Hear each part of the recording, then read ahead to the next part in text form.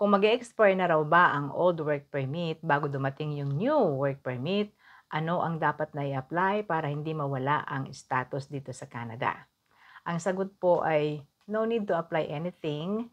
Basta ang importante ay nakapag-apply ka ng bagong application mo for a new work permit bago nag-expire yung iyong old work permit.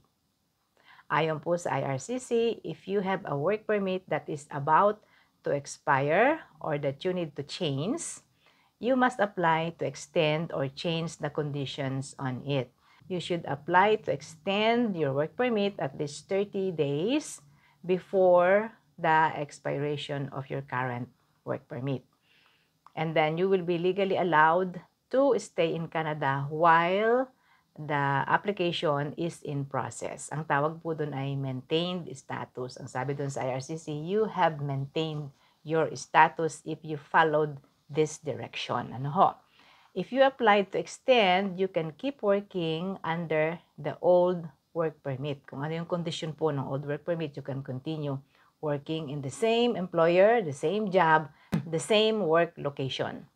Now, if you're applying for a new job, ang gagawin naman ninyo guys, para makapagtrabaho kayo, you need to apply for an authorization to work early.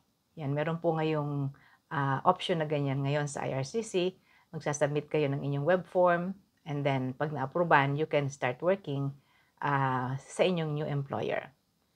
Ang sabi pa po, we will send you a letter to your account that you can continue to work. And then wait for the decision. At sana ang decision ay approved. If you're approved, then you can continue working. And if you are disapproved, you can leave Canada as soon as possible or you can apply for a restoration of your status within 90 days. Yun po ang mga rules tungkol dyan.